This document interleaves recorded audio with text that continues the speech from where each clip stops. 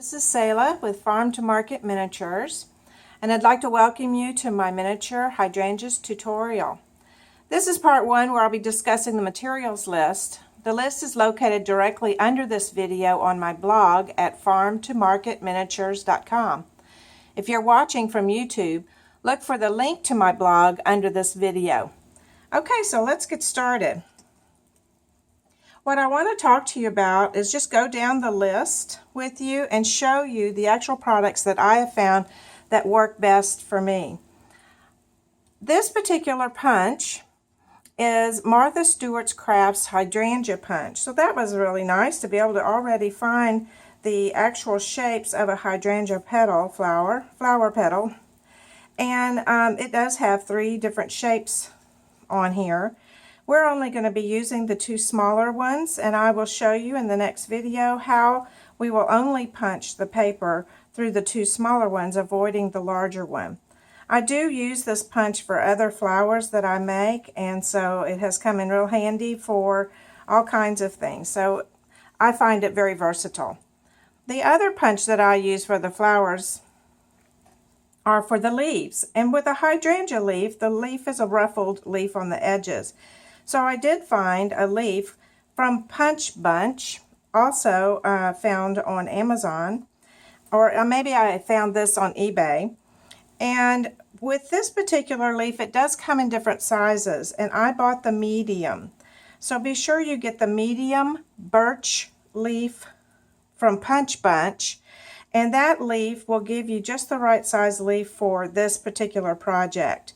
So the next thing I do when I do my punches is I actually sit in front of the TV or sit outside, and I do a lot of punches all at once so that I have a lot to choose from.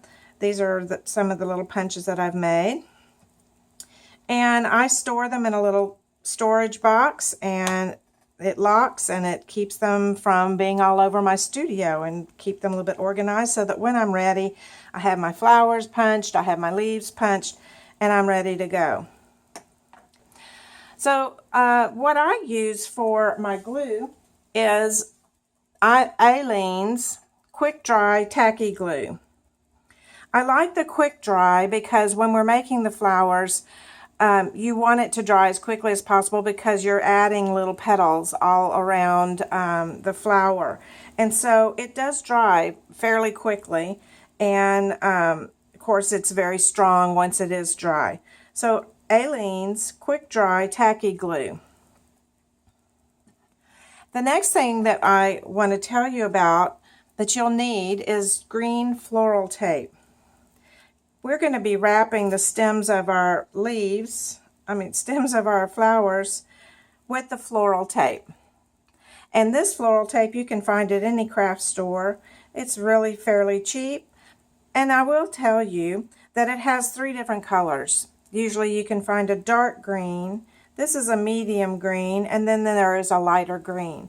The reason why I chose this medium green is because it better matched the leaves that I was choosing to use for my hydrangeas. Okay, and so the next thing that you want to get is cloth covered floral wire. I ordered this online. You can get it at most craft stores. This one is made by Panacea. Again, the link to finding these wires will be on my blog.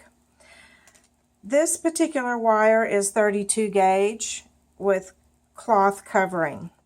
And the reason why I chose 32 gauge is because, as you may have seen at the beginning of this video, my project that I was working on was a little drying rack that I found online. And I wanted to make some flowers, and so the little flowers are hanging. My camera's above me, so I can't really show you it hanging, but they were hanging, so I didn't need a really stiff, strong wire. I did need something with a little bit of ability to bend. So I chose this 32 gauge cloth covered wire. And I didn't find it in green, so I chose to go ahead and get it in white. And I will show you in another video how I actually turn it green. And it's just with using a little bit of paint. The other gauge that you may want to consider is a 26 gauge. It's a little bit stiffer. With wire, the higher the gauge, the thinner the wire. So the lower the gauge, the thicker the wire. So a 26 gauge is going to be a little bit stronger. So if you're making your hydrangeas for a floral arrangement, you may want to consider a thicker, a lower gauge wires like a 26. Now I will say that because I paint my wire green, it does stiffen up. Here's one that I have, a piece of wire. It does stiffen up. It has a little bit less flexibility. And then once you put your green tape on it, it really does stiffen up a lot. So the 32 may be just fine for you when you do make a floral arrangement with using a 32 gauge wire. It's just up to you, whatever you would like. Okay, and so the next thing that I use, creative paper clay. And the creative paper clay is actually paper made into a clay. I love paper clay because it's easy to work with. It dries quickly and you don't have to bake it. And so be sure to get an air dry clay. You can use any kind of air dry clay that you can find out there. They have different kinds that are actually a type of clay instead of a paper clay. You're welcome to use that. I wouldn't recommend using polymer clay because you do have to bake it, and that just adds another step to your process. So with paper clay, it just dries so quickly and so nicely. I would just highly recommend that. And so the next thing that you want to use is what I'm showing you right here. This is a black craft foam sheet that I got from Michael's. It's in the children's section, children's crafts. And it is 12 by 18. It has, this one's called Creatology. And I just wanted to show you this because I wanted to show you just how thin this foam is. You want to have a really thin layered foam, or maybe even stack a little bit of fabric together, because you need a surface that has a little bit of cush. When we go to create the flowers, we are going to be shaping the petals, and this foam works like magic in helping to do that.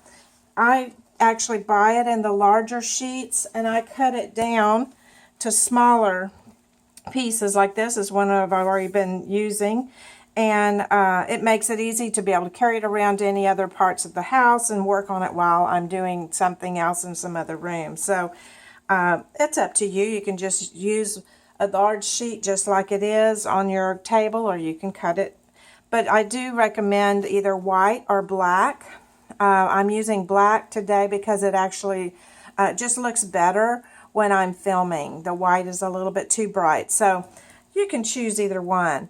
The next thing I wanted to tell you about is some of the tools that I actually use. One is a wire cutter for cutting your flower wire. And the other is you'll need a pair of scissors. And the other thing is I love these long-handled tweezers with a little bent tip. And this comes in very handy. It's one of my favorite tools when making any of these small type miniature flowers and accessories. So I highly recommend that you purchase a pair of these. You can get these at any craft store or sewing store. They're actually called sewing tweezers. And again, you'll find a link for them for Amazon on my blog. Okay. The next tools that I find very, very necessary for this particular project is called a stylus. Now on my link, I have a stylus there that is made by Fiskars, and it actually is a stylus that has a little ball on either end, one being smaller than the other.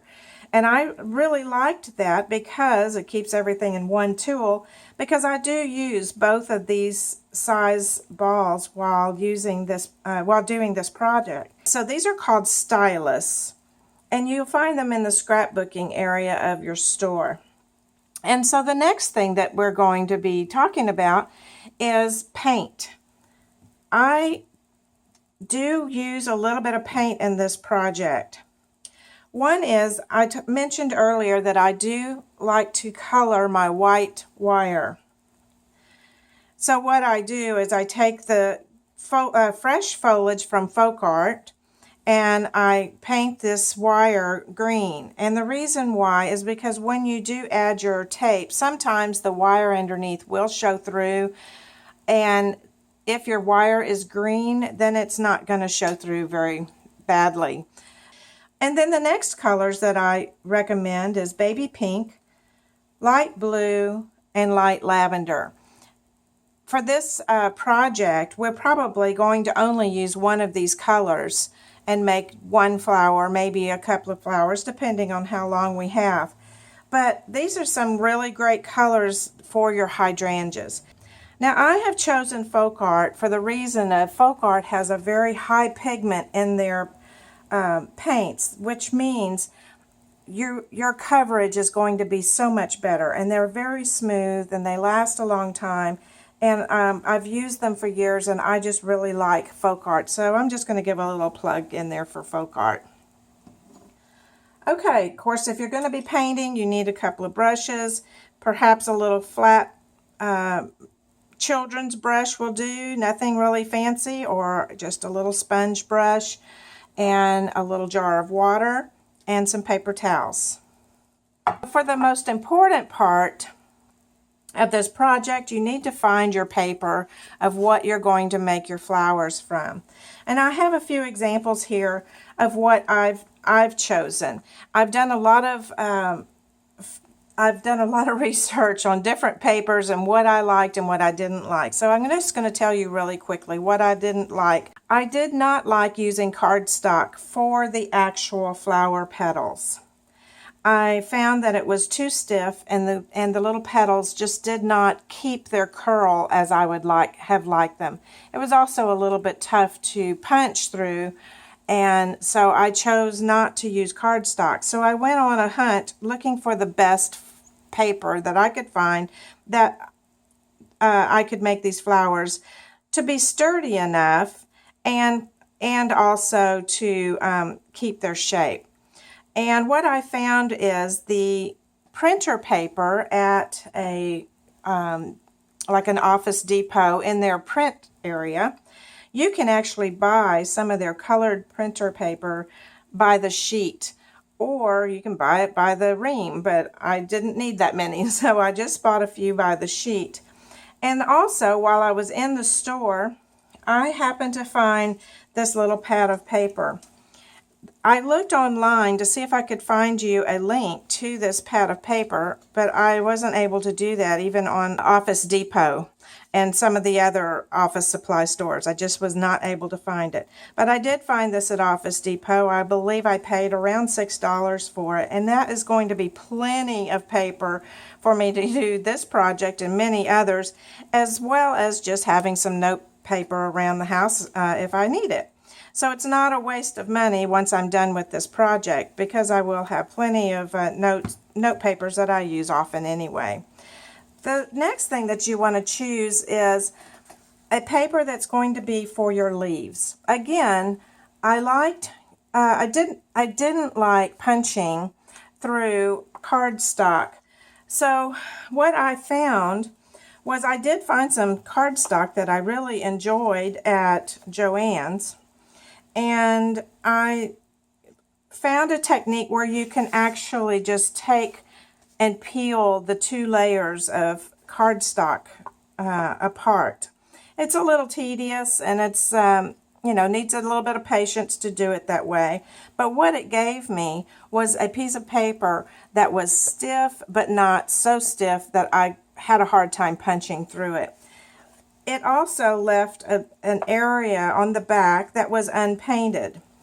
Again, when you're looking for your papers for either your petals or your leaves, you want to find a paper that has paint on both sides, or it's colored on both sides.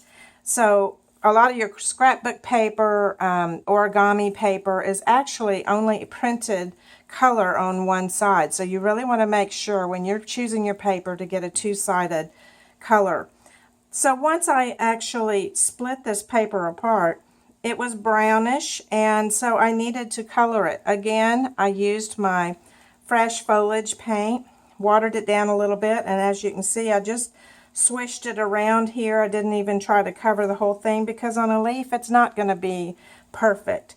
I chose this particular paper. It's kind of a mottled looking green because of that same reason. It's just not going to be perfect when you're dealing with nature. It just has its little imperfections, and that's what makes it beautiful. So I again found this particular sheet at Joann's. I split it in half and then I covered it in a little bit of green. Once it was dry, as you can see, I was punching my leaf petals out of here. Okay, so that pretty much covers it on our materials list. If you have any questions on my blog, I have put my email address there. Please feel free to email me or even ask questions in the comment sections below this video, and I will get back with you as quickly as possible. I really appreciate you joining me, and I look forward to seeing you in the next video where we get started.